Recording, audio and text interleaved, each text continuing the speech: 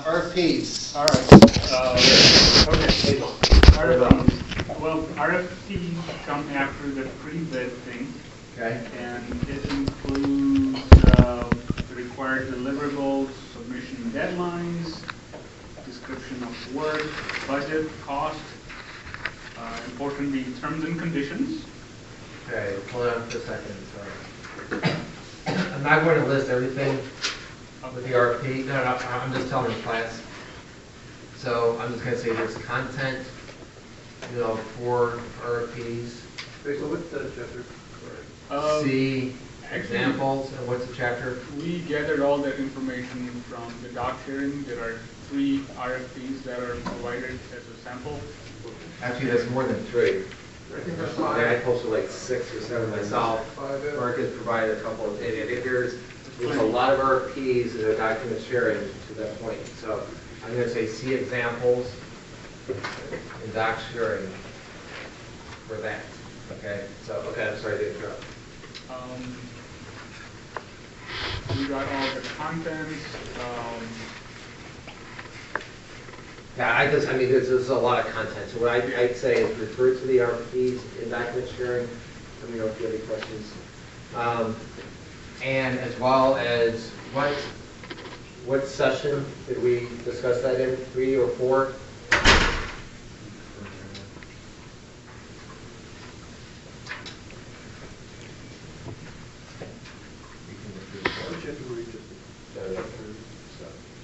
Well, when Rick's looking at that, go ahead, please, I'm sorry.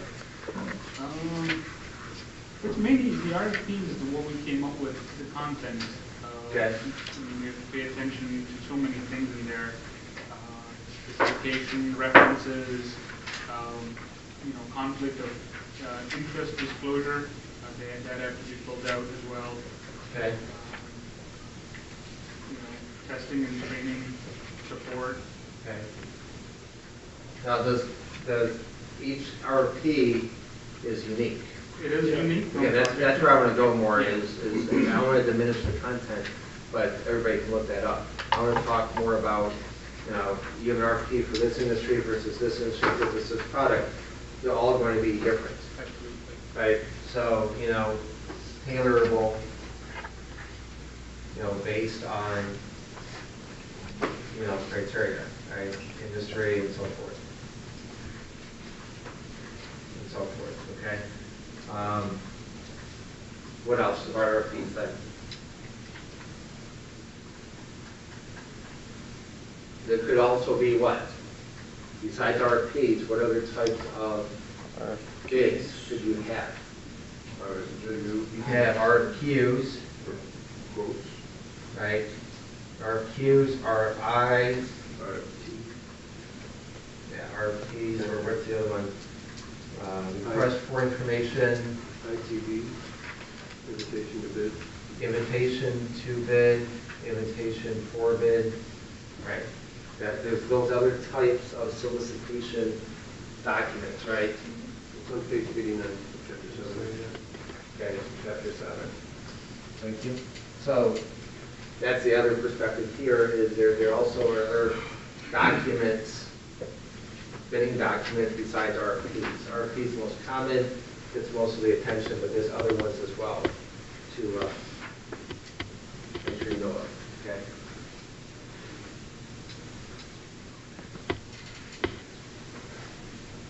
What session, Rick? I can't find it. See the slides? Here, I can check. Hold on a second. I've got the slides right here. I keep thinking it's 3 or 4. I can't recall.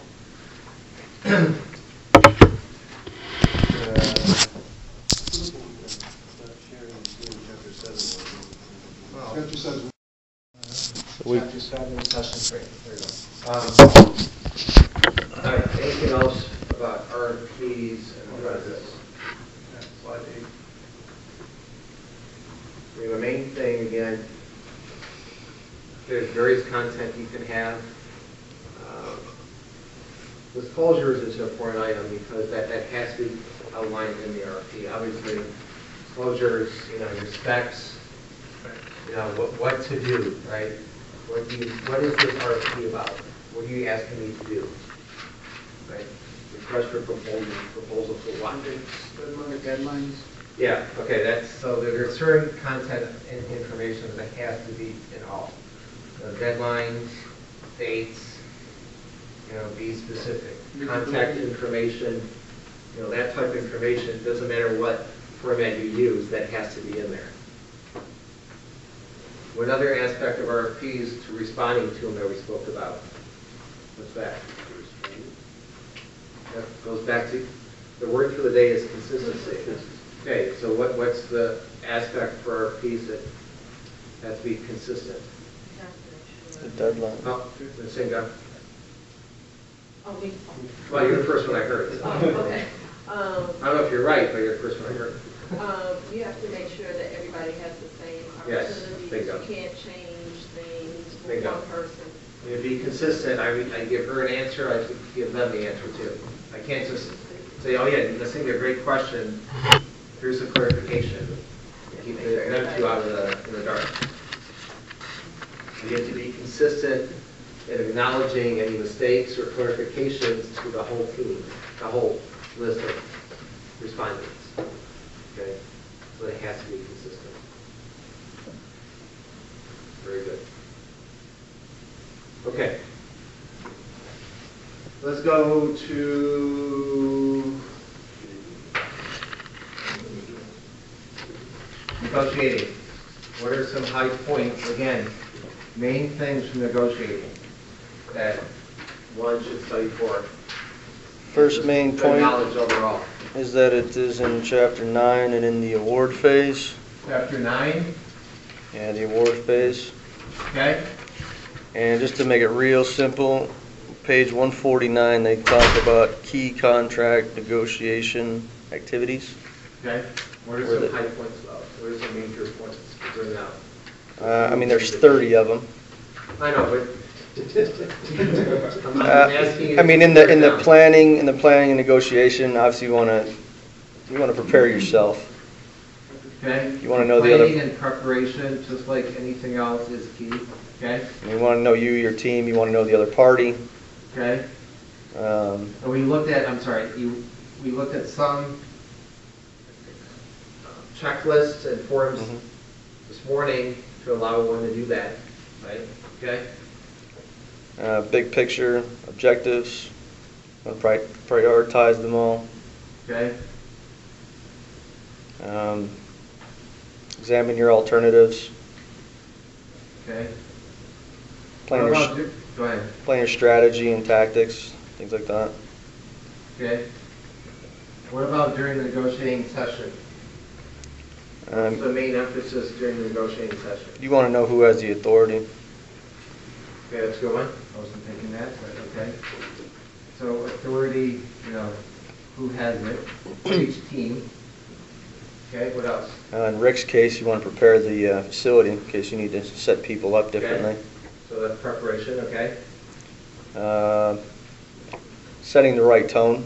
You want to make Okay. sure that you start high but not too high, and you want to start with confidence. Okay.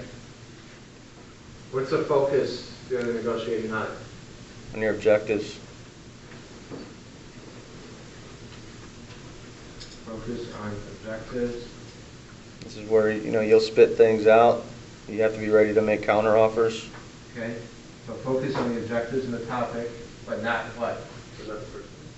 Yes, don't focus on... Don't make it personal. Make it about the facts. It's my little stick figure, don't focus on the people. Right. Focus on the topic and the objectives. Document everything. Okay? Know when to walk away. Okay? And then they talked about documenting the negotiation and forming the contract. There's quite a few of those also. Okay. Good. Page 153, Table 6, negotiation tactics and counter tactics. That's a really good one. Okay. And then we also pulled out on 158, they talk about best practices. 158. Yeah. The pages, let's see, like 149 to 158 actually go into every one of off of this table 5, all 30 items, it breaks it down. Okay. explains them all real nice. 139. This is where BATNA comes in too, right? Yes, that's for the alternatives. Alternatives. Very good. Okay, outside of Rick's team, anything else that we need in this one here? Can you just draw a line from negotiation to that left square, please? Say it again? Just draw a line from negotiation to the left square. Draw a line. Let's go. Here? Yeah, Why? because that's where negotiation is, the first So one. negotiation, left is negotiation, right is contract. Yeah, Oh, I see what you're saying. right. He didn't keep that same suit in all of them. I just want to make sure it's clear. Oh, I see, okay, I didn't, okay, Thank you, sir. I got you.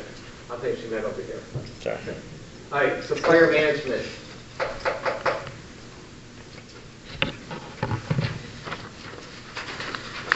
Sandra, Jason, hold on. Supplier management. I'm going to read directly from the definition that we handed out here. It is, the supply chain, a term commonly used internationally in its context. Every effort involved in producing and delivering a final product or service from the supplier to the customer's customer. Supply chain management includes managing supply and demand, sourcing raw materials and parts, manufacturing and assembling, warehousing and inventory tracking, order entry and order management, distribution across all channels and delivery to the customer. Okay, that's the supply chain management, which is an aspect of this, so that's a very important point. Managing the whole supply chain. So that's one aspect of supplier management. So with that said, that, Chapter 126. oh, I'm sorry. Now, what about specifically to managing suppliers? That supply chain is the, supply chain management is the process of managing the whole process. What about managing suppliers? You have a contract with someone now, now you need to, you're the buyer, right? Contracted with someone to provide you something, how do you manage that? I think one of the things they pointed out was that using few suppliers as opposed to many suppliers. Say that again? Using fewer suppliers as Okay. opposed to many suppliers. And you have the negotiation of long-term contracts versus short-term. Okay, so another attribute is the contract, is it long-term or short-term? Okay, that's going to dictate, okay? And then also talks about milestone tracking.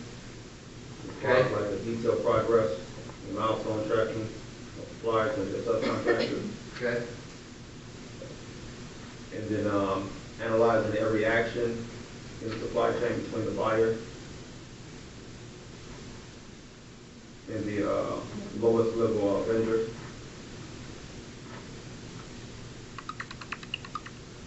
Actions, okay. And then I also have the integrated supply chain.